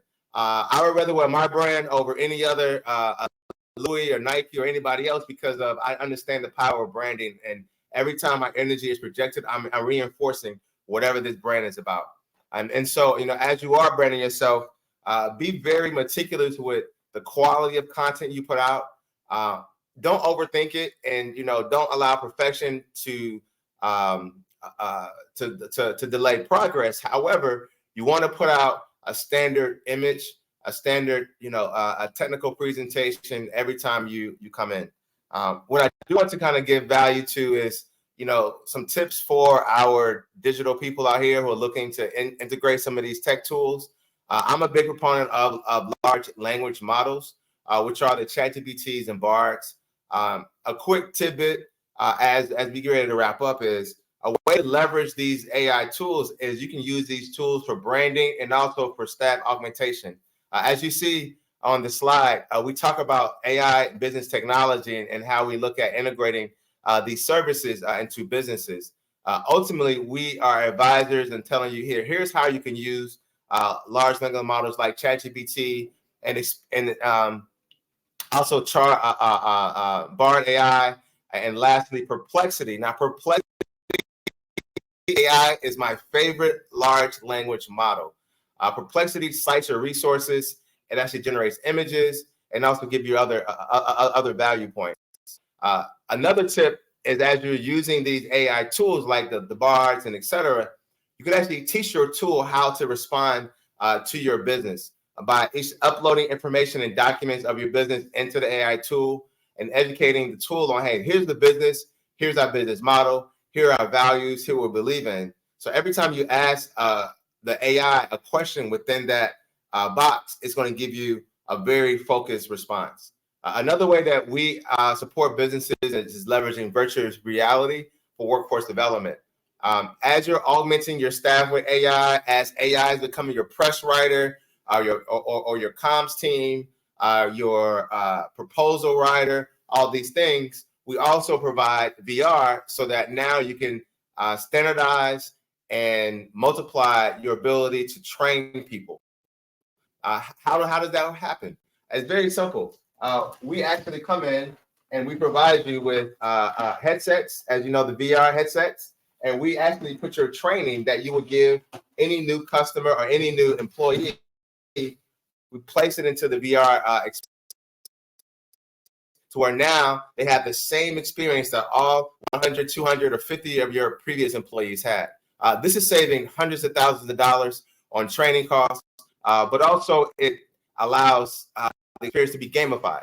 And they say virtual reality increases retention by 80% by going into the metaverse. And so I think that's such a cool concept, but it's the way of the future and the way of the now. And then we go to the next slide as we close out. But ultimately, we want to just let you know that you can pivot into tech. If you're looking to move into tech, we want you to realize that it is going to be some challenges. To close out, you have to develop a very strong persona. You can't let people deter you by if they don't post, if they don't recommend you, that's fine.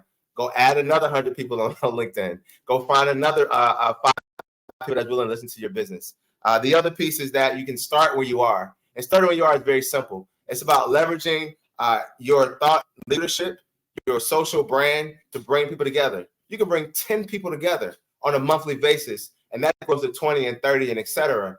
And those people are becoming your biggest advocates because they appreciate you for creating space. And you can do so by leveraging technology to build your marketing tools, leveraging technology to provide an assistant via an AI assistant and many other ways. And lastly, it's about providing value as you grow.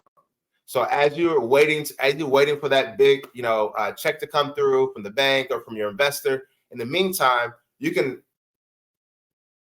refine or reduce your large idea down into a small part and focus on executing that small part, going to the next part of your solution, the next part, and before you know it, you've use case tested each of those areas of your business. And when it's time to go for funding or to provide or to recruit people to support you, you can show them, hey, I have accomplished this section of the solution, this section, and this section. Now with you and my team and this funding, we'll be able to make a full wraparound service presentation to the community. So I want to thank you all for listening. Again, you can check us out at blackmetaagency.com or BMA Web3. We have merch, and we look forward to serving the Omaha, Nebraska community and also greater community as we circulate Black and support the growth of businesses for the use of all communities.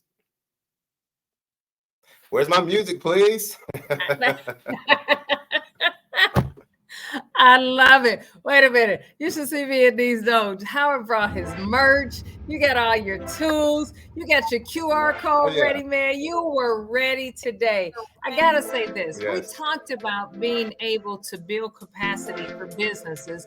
But what we recognize is even those of us that are on this platform together, we've been able to build capacity for us too. Because just by being on here with one another, we've gotten better. Howard has already, I'm sitting here writing notes like, okay, I got to call Miss Terry and make sure to give me some Jeffery Consultant merch. I'm start wearing my own merch. Now, I'm going to keep repping small businesses, but I'm going to make sure that mine is in that loop as well. Yes. Howard, you dropped all the jewels in the world. I was taking notes copiously. I hope people had it. You know, we're going to be checking, guys, for your pad, your pen. We should have some kind of recognition and do some quick Q&A during our Q&A session. But we got one last one for you, and then we're going to bring the group together for some Q&A. But guys, this dude here, I know I say that each time, but I mean it so sincerely. We are blessed to be able to just bring some stellar people to this panel. And if you didn't notice, they're coming from all parts of the U.S. Mr. Nicholas, with his Trinidad and Tobago accent, he's on U.S. turf today, but he's actually from the island. So this has been brought to you from around the country, and recognizing that businesses everywhere deal with the same kinds of things. And we wanted to be able to make that point for you. So wherever you are, I'm in Omaha. We've got people from Dallas, from Maryland, from the DMV, from all these other spaces, and from St. Louis, but making sure that you understand small business or being in business at all is hard, and we're here to support you. So A.T. Holt with Kashande Technology, he is the engine behind all of this. He's going to talk to you guys about how we circulate black. Ecosystems are absolutely necessary.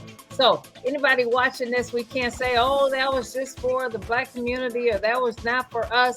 I need you all to understand ecosystems have to work in the small business community, period. We've got to make certain we're doing business with one another so that we can all survive. A.T. Holt is a visionary, luminary, and entrepreneurial virtuoso. He is celebrated as the founder and CEO of Kashande Technology. He is an esteemed chairman of the board for Red Worldwide. Across the tapestry of illusions, afflictions with the Greater Washington Black Chamber of Commerce, Radio 1 Inc., and Caltech MIT. AT has woven a narrative of digital excellence and innovation. His entrepreneurial journey ignited his encounter in the music industry, websites. He's blossomed into various other ingenuity type areas. He is immersed in media experiences with industry giants like Mary Kay Cosmetics, Frito-Lay. He's had pioneering groundbreaking broadcast platforms with the Potter's House. My tongue is getting heavy.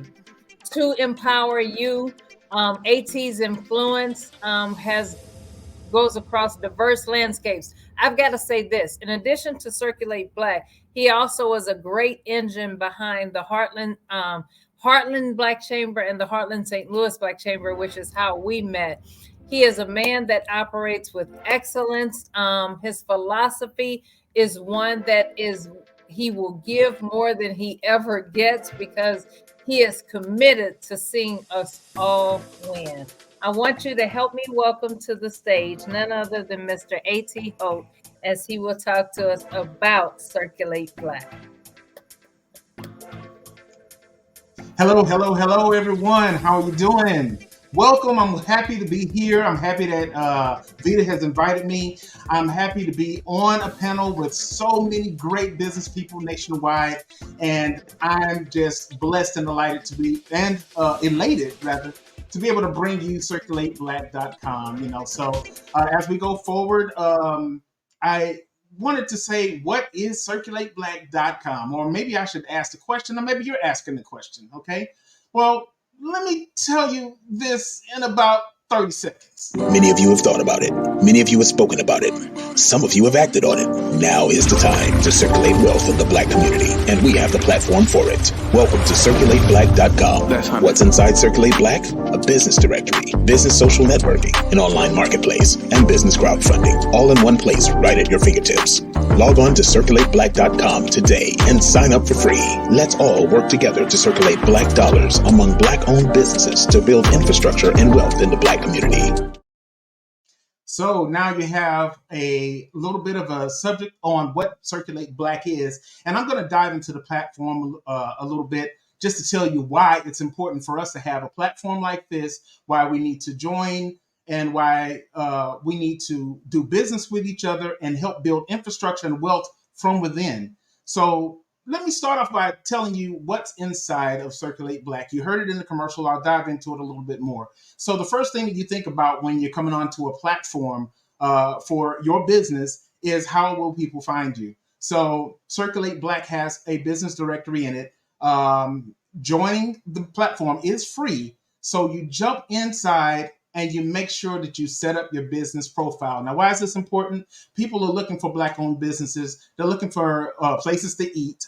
We have a partner called eatblackowned.com as well. So if you want to find a Black-owned restaurant across the nation, you can find it at eatblackowned.com, but you can find it right here on Circulate Black as well. So I wanted to be sure to have a spot to when people were looking for Black-owned businesses, they could find them right there. So I encourage you to, go in even now or even right after the broadcast and create your profile for free and go ahead and join the business directory. The next thing that you want to do is be able to engage with one another. Okay. So what's built inside of there is a social media network. So you can operate this network as easily as you operate Facebook. You make posts, you share videos, you like, you love, you share, you comment, you hashtag, you do all of those things.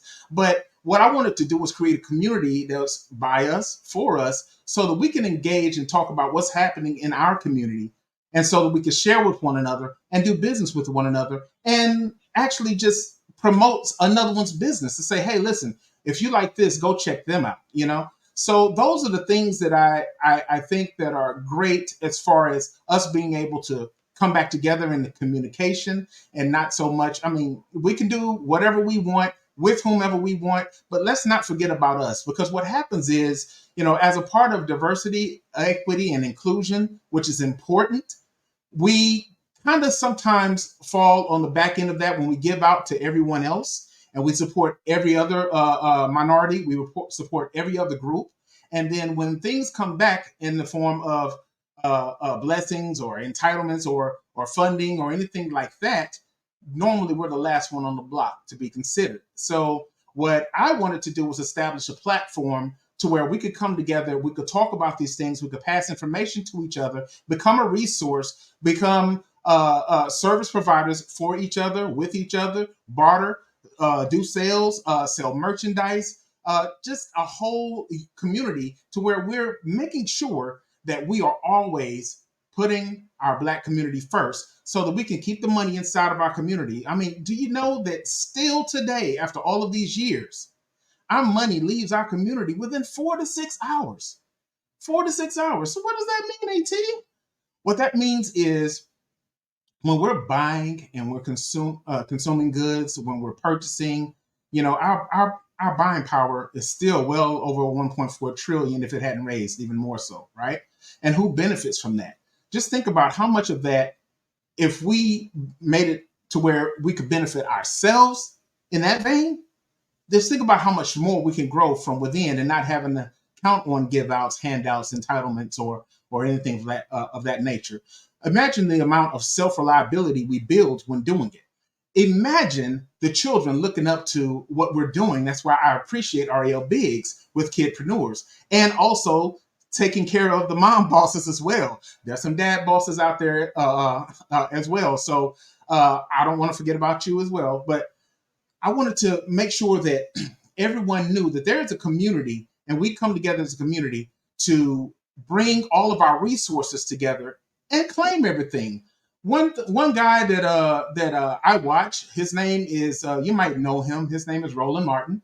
He talks about ownership. There are many people that talk about ownership, but it's so important.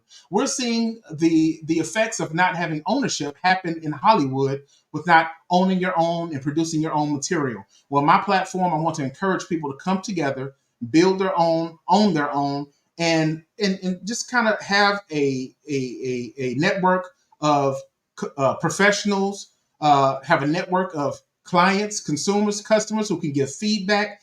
Take that feedback constructively, not as an offense, but we just grow. I also want those in the community who actually come and support Black-owned businesses to go ahead and give a new company a chance. They have to work out the kinks, but you keep going. McDonald's messes up your order, but you still go back, right? The kid's going to say, hey, I want McDonald's. And you know what? You kind of want to silence them a little bit. So every now and again, you might give them that. I know you feed your children and they're healthy all the time. I know this. Okay. So, but those are the things that I think about, and I want us to all be mindful of. At the same time, I want to make sure that we are putting ourselves in places where the different areas that build an infrastructure, like utilities, agriculture, grocery stores, education, of course, religion, we have that down, but we still need help there. Transportation, and STEM, science, technology, engineering, and mathematics, and real estate. We want to make sure that in all of those places we have ownership so we can build, just like the family in Georgia who bought up all those 9 acres, I think about 93 acres of land to build their own city and everything. We can do this all over the United States. But what does it take? It takes commerce. So with commerce and having that in mind, there is a marketplace like Amazon that's on CirculateBLACK.com. So that comes free with your membership to upload your products and services and sell them right there in the Circulate Black marketplace. Now, what is the one thing that I'll say finally, as I begin to wrap up and close, is that one thing that happens with our community is that, especially the business community, we find ourselves being seriously undercapitalized, okay? So what does that mean? There's not enough funding, or rather there is a lot of funding out there, but we're getting overlooked. So we have to resort to creative ways in order to get funding. So all of our funding providers, we need you on the sites. All of us that need to get over the mental stress that comes from trying to run a business, we need you on the site for personal development, career advancement. There are spaces on there for you. You can blog for free right now on there. And then share what it is that's needed from a mental standpoint, mental health standpoint, from a business standpoint, from a professional development standpoint, some tools, and also promote what you do so people can come and see you. And I say all that to say that in order for us to put ourselves in the funding game, I created a crowdfunding platform. You may remember a platform called GoFundMe or something like that, right? It's still up and operating, but we have our own right there on Circulate Black. So it's a crowdfunding platform that is there. Go on, set up your account. If you're a startup, if you have an initiative you're trying to grow, if you need to expand your company or some new technology you're releasing or whatnot, and you want to get the support, what better way than to offer your followers, your fans, your clients support, offer them a way to support you in order for you to grow your business and get the capital that you need and stuff. So those are the things that I want you to remember. This does come from the heart. So I really feel like there are many of you who will look at the name, you'll get the idea, you get the concept. But what I want you to do is come in and join the community. We're new, we're emerging, we're growing. We are teaming up with companies like Jeffery Consultants, Ms. Veta Jeffery. And, I'll tell you one quick story. When I started, to release the brainchild of this idea of Circulate Black, it's just a little bit before the time that I met Veta. And the thing that helped me so much is to be able to have exposure to the Black chambers of commerce in the United States, right? I was able to go in and understand what we need as businesses who are startups, who are new and emerging, who are growing, And also those of us who are in the Series A, Series B types of organizations. It doesn't matter. The need is still there. So I wanted to make sure that we have a place where we can all come together. We know where we are across the United States, and that we can truly begin to give to one another and share with one another, do business with one another, get funding, seek funding, and provide funding and resources to one another so that we can build our community and build wealth and infrastructure from within. So that's about it right there. I want to see you on board, our early adopters. Some of you're jumping in today. I'll give you a diamond membership. How about that? A lifetime diamond membership. So it's just the first few, maybe the next 10 members, maybe the next 20 members. I don't know. I'll give you that, and you're plugged in. And that is a way for you to get in and start utilizing the resources, and also to be a better resource to others that come through. So I thank you. That's my time. I appreciate Veta for this opportunity. Thank you so much. I want to see you soon. So, like I always say when I end my broadcast and podcast, from one great mind to the next, let's do business. I love it. I love it. I love it. Thank you, AT. Man, we're going to bring everybody on screen. This has been just a phenomenal 2 hours. It's gone so fast, but we wanted to bring everybody together so that we could make sure if there were any questions, or if you guys had your 30-second message that you wanted to give just as your go off. Here's what I want to say. You guys gave us a lot of jewels today. In starting business and the heart that we've got to come with, some takeaways that we've got to look at. You've talked about platforms that we can do so. You've talked about how we should treat one another and how we should treat our customers. All of these things, my notepad just grew. I even have to catch Howard because Howard gave us some VR2s and some places we've got to go for AI. But then I'm sitting here writing notes, and Earl made me a little nervous because I'm like, man, I need one of those VR goggles because it's going to help my retention, but Earl might tell me I can't afford it. So see, all of this was just helpful information. But here's what I want to do. I want to ask you guys I want to go around, and you guys are very loquacious. I'm very excited to be part of people who are so well spoken. Let's start with Miss Porscha. Let's go in order. Miss Porscha, let's give our 30-second takeaway for today. Again, I thank you, but how do you want to close you out, lady? We can't hear you. Unmute. All right. Thank you again, Veta, for this amazing platform. All of the speakers were phenomenal. As I said at the beginning of this broadcast, that it all starts with your thinking. It all starts with your mindset. So if you are stuck, if you feel like you don't know what your next step is and your next move is, then you want to connect with a coach or a consultant, someone to help you carry that to the next level and get the resources that you need. So I'm excited to connect with you all. Please reach out to me, www.porscha.co. I am here to serve however I need to. Thank you again for all of the other amazing speakers. I look forward to connecting with you all as well. Perfect, Ms. Porscha. Thank you for that. That's what this platform is about, helping people to connect across. If you know me, you know that I want to help you get outside the region. Don't get trapped in just doing business in the city you're in. Network and meet people that are in other places so that you can grow. So next we have Miss Arriel. Yep.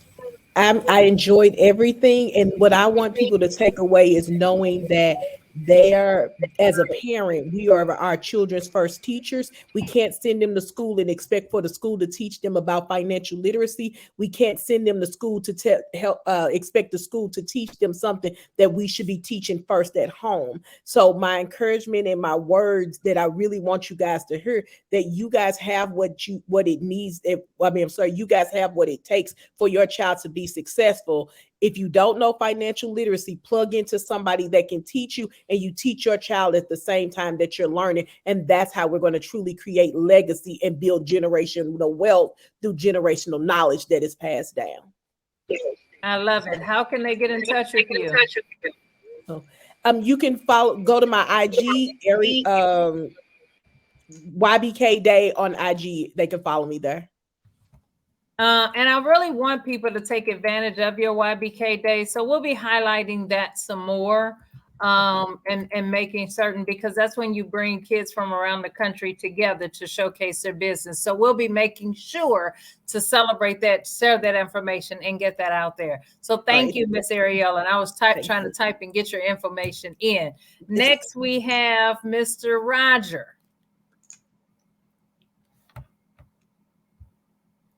Mr. Nicholas. Thank you very much. Well, look, the takeaway I want everybody to leave here with is understanding your customer as granularly as possible is your winning ticket in business, regardless of the size of your business or the location of your business. When you want training, advice, consulting, or looking to scale your business, customer experience software, you can reach us at www.islandanalytics.com, and right on our homepage you can register the level of your interest. If it's personal, if it's for your business, small or large, we're able to help. Have a great day and go win. I love it. I love it. I love it. Thank you, Mr. Roger, for that. Even though I had a hard time spelling granular when I was trying to take copious notes, but thank you for that. All right. Next, we have Mr. Johnson, S-O-N, not S-E-N. O-N. I'll make it quick. This is a wonderful opportunity.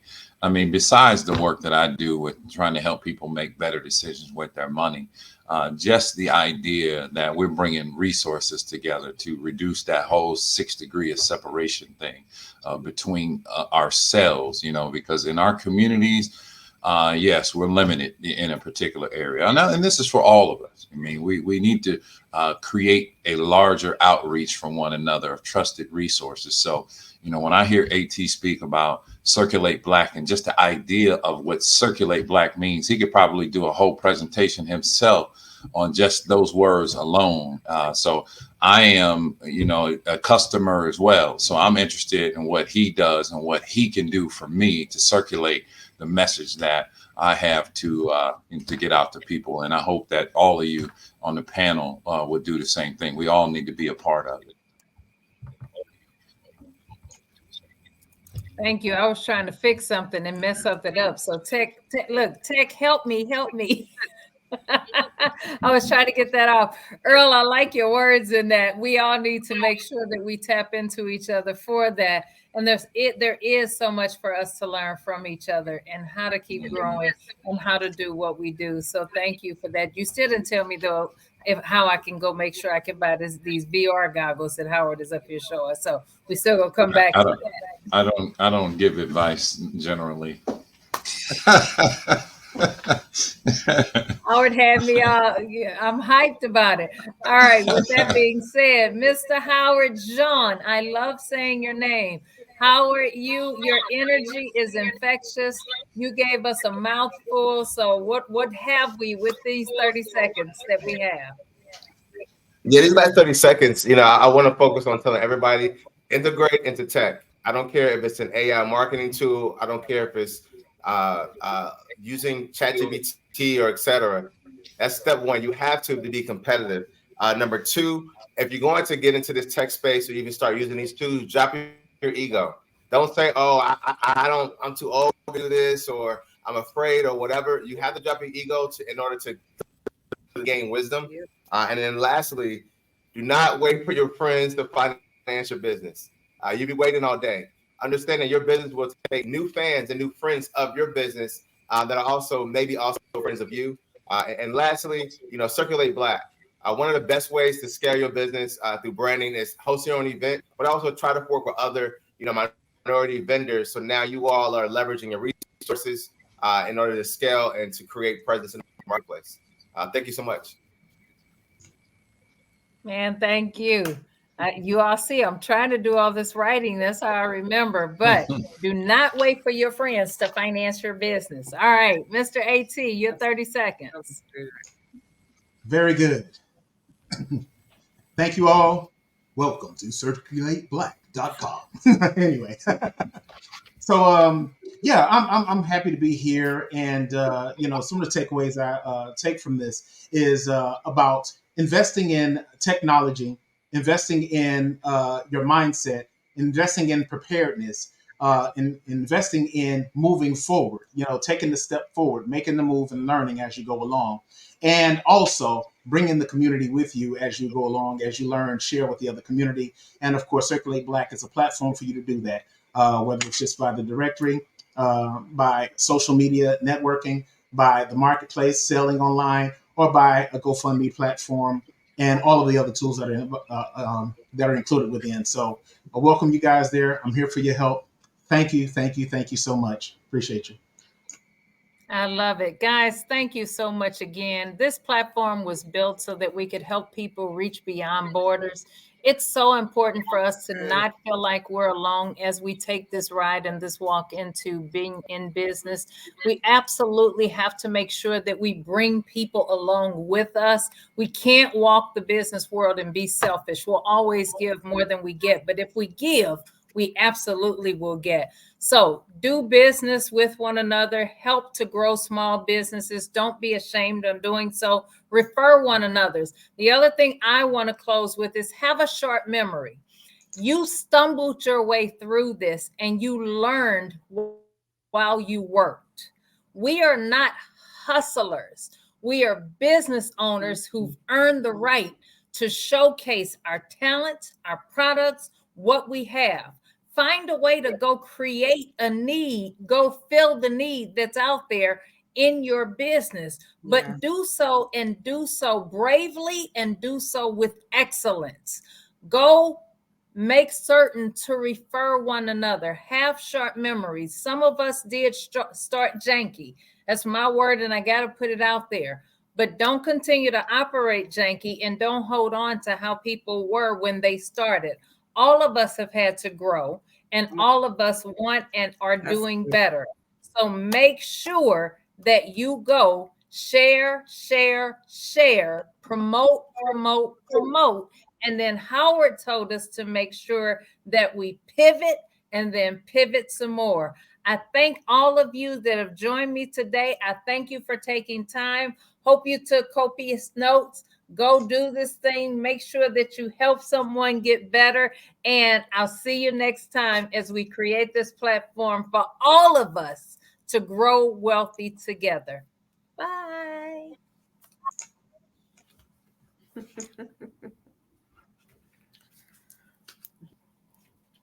Many of you have thought about it. Many of you have spoken about it. Some of you have acted on it. Now is the time to circulate wealth in the Black community, and we have the platform for it. Welcome to CirculateBLACK.com. What's inside Circulate Black?